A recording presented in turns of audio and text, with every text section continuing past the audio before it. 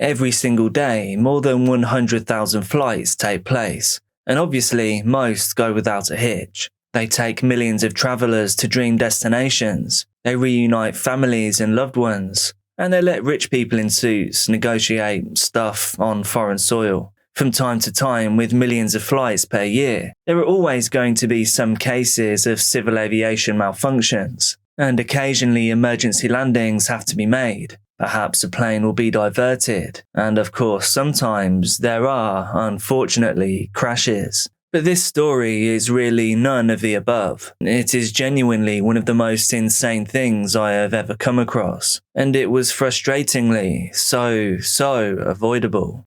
The details of this case were shrouded in mystery for a while, with the airline, Aeroflot, trying its best to suppress the bizarre circumstances that surrounded this terrible event. But eventually, in this instance, the truth did find the light of day. Though no one could truly fathom how these events came to be, nor why they were not prevented by their professionals on board when this happened more than 30 years ago. It would take a revelation from the black box recording to finally reveal what actually took place, how rapidly this all escalated, and how gravely it ended.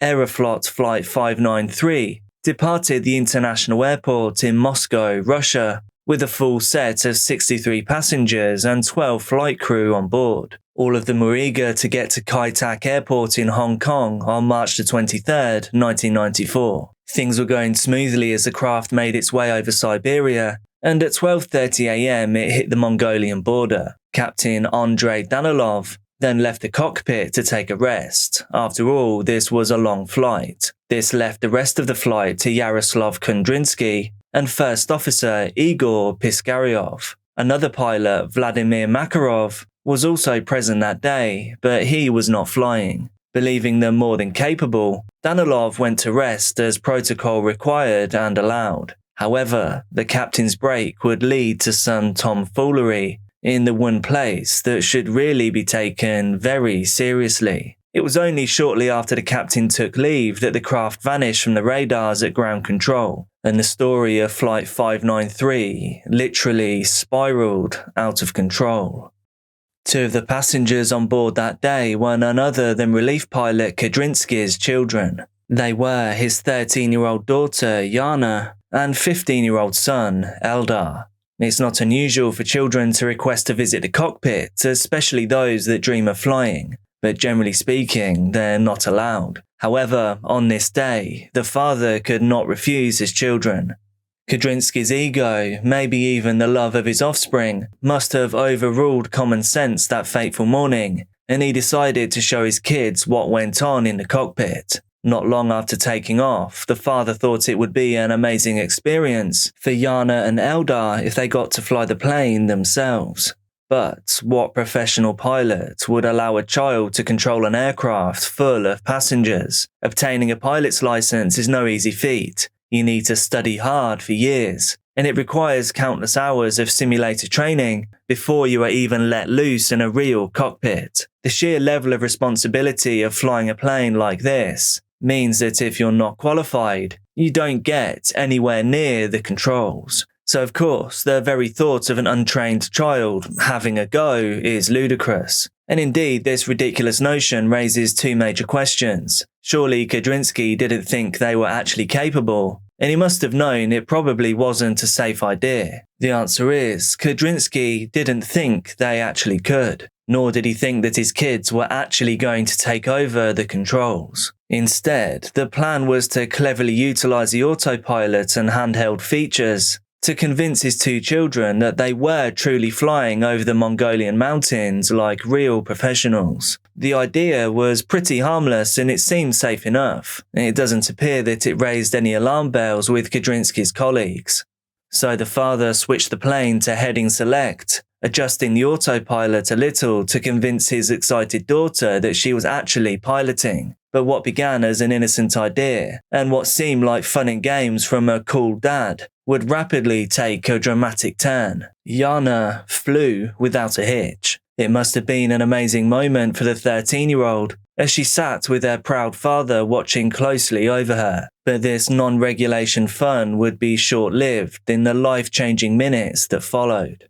And then at 12:51, Eldar took the helm. And at 12:55, just short of half an hour away from their destination, the father would take his eye off the ball, a mistake that would have catastrophic consequences. Shortly after the boy took the pilot's seat, Sister Yana began to ask her father if she could go to the first class area, which led the two of them to have a brief discussion. It was around this time that Eldar, being the older of the two, was probably beginning to guess that he didn't actually have control. However, with his father distracted by his sister's questions, the 15-year-old, who was stronger than his sister, actually managed to force the control column enough to override the autopilot momentarily. The contradiction to the autopilot switched the ailerons into manual mode. The ailerons are some of the flaps on the wings, meaning the boy now actually did have partial control of the aircraft. Unknowingly, this nudged the trajectory, causing the craft to veer. Noticing that he had done something, the boy began asking his father, who was still speaking to Yara at the time, why the plane was turning, which is heard clearly in the black box audio. His question confused everyone in the cockpit. He knew that the plane should not be turning. What followed next took place in just 9 seconds, as the seriousness of the situation escalated unfathomably in front of everyone's eyes. Bewildered by the boy's question, the pilots looked at the dashboard for reassurance, and it was only then that they saw the plane was indeed turning. While they were busy focusing on the data that they were seeing in real time, the plane also started rolling precariously to the right, somehow without anyone noticing. Following Eldar's question and the change in the meter readings, pilot Piskaryov now began to show concern, asking if the route had been lost. To which Marikov replied they were entering a zone. They saw on their display a holding pattern signal which indicated that they were being delayed from their route within a designated airspace. A holding pattern usually only kicks in autopilot when a plane has to wait for landing. For instance, if they arrive at the destination early, or there are other aircraft using the runways, meaning the plane needs to be delayed. The holding pattern will keep the plane flying in a specified zone until they eventually find a safe and suitable landing window. But in this instance, the aircraft was nowhere near its destination, nor was it close to an airport. So to them, the holding pattern made zero sense. It seems that the harsh change in direction seemed to have prompted the holding pattern, which baffled them so much that not one of them had noticed the plane had also just rolled into an almost 45-degree angle. All eyes are on the controls and the unexpected signal. Meanwhile, the plane was heading quickly into danger. The aircraft had also now accelerated wildly as a result of Eldar's manual override, seemingly without warning. The unmistakable effects of 22 pounds of G-force now physically alerted everyone to the change in speed. That was a crucial moment in which they should have taken action, but the inexperienced pilots were unprepared for what would follow, and with fear now overwhelming them, they misunderstood, miscommunicated, and mishandled the unfolding events.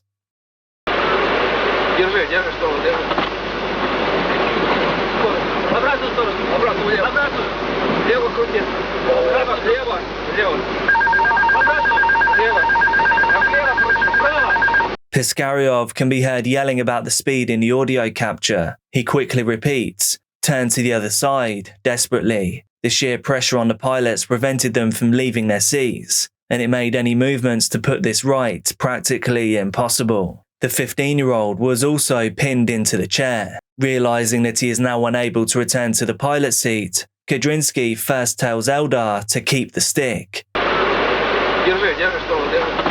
Somehow, the teenager was stuck in charge of this aircraft. Piskaryov couldn't access the control column as he was seated in the rear of the cockpit. He was also pinned back by the G-force. The only thing that either pilot could do in that insane moment was to yell instructions at poor Eldar and hope that somehow he could follow them. There was just one problem though. Amid the panic that was captured in the harrowing black box recording, each pilot was giving the boy conflicting instructions.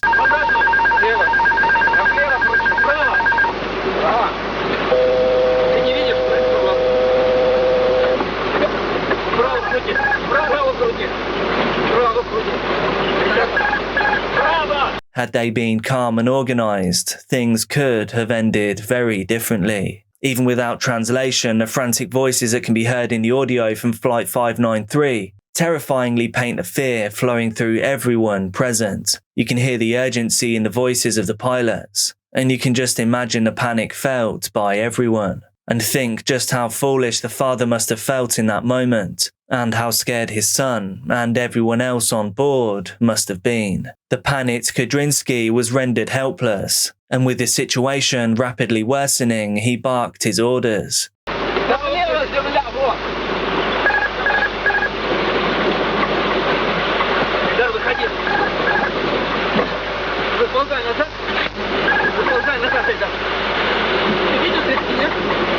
With instructions unclear and absolutely zero piloting experience, Eldar could do very little to put this right, so the rolling rapidly continued. In no time at all, the plane was flying completely sideways at a 90-degree angle, with its wings completely vertical instead of horizontal. An A310 cannot turn steeply and maintain altitude, so it quickly began to descend, stall, and nosedive. The instruction, the other side, obviously wasn't specific enough advice from Piskaryov. It did nothing to help the severity of the situation. Kudrinsky then joined in, yelling, "left," to which Piskaryov countered with, "to the right." This then caused Kudrinsky to question him. The pair have a rushed argument, with Piskaryov asking his colleague whether he can see, and then insisting on right, before advising Eldar to turn left. This bickering takes place in a matter of mere seconds, before the father tells his son to get away from the controls, yelling, "Go to the back, Eldar. You see the danger, don't you?" At this point, it appears the stall took hold. The autopilot disengaged, and the displays failed. The pilots now had no on-screen visuals as the throttle went idle, but later recovered and constructed flight animations depict the plane's uncontrollable trajectory, wildly changing and spinning into a nosedive. This must have caused an incredible amount of turbulence, and the onboard passengers and the rest of the crew must have been terrified for their lives. And who knows what was running through the mind of the captain, now unable to get back into the cockpit. Their plans of touching down in Hong Kong hanging in the balance, with their loved ones in their minds and their lives flashing before their eyes. The sudden stalling lowered the nose of the plane, which in turn reduced the G-force. So at that moment, the pilots managed to assume their positions in the seats. It was now that they should have pushed on a control column and taken over, which they likely would have been trained to do. But instead, led by their fear, they kept trying to level out the banking. Amazingly, despite the chaotic motion, the pilots did manage to level things out several times during the madness, all of which can be heard with alerting alarms beeping throughout. Piskaryov demands full power, and Kudrinsky manages to provide it, as the two then discuss what they're seeing on their instruments. What is clear amid the confusion and chaos to the two panicking men is that their speed is now far too high. Throughout these horrifying seconds, Kudrinsky tries reducing power and even cuts it completely,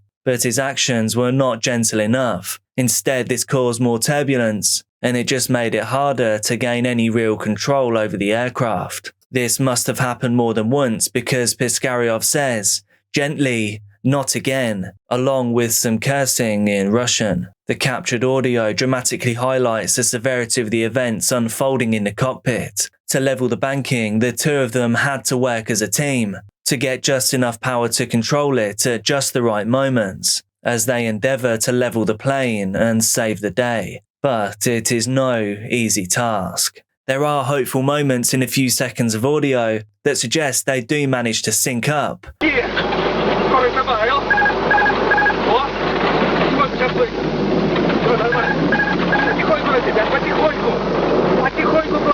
But it's all to no avail. Kudrinsky can be heard saying, "Get out now, all is normal," suggesting that the situation is resolved. Piskaryov adds, "Pull up gently, gently I say," but the craft was flying too low to recover. At 12:58, 7 minutes after Kudrynsky broke regulations and gave control of the plane to his children, the Aeroflot Flight 539 plummeted 9,000 meters at 160 miles per hour, and it crashed into a remote mountain hillside.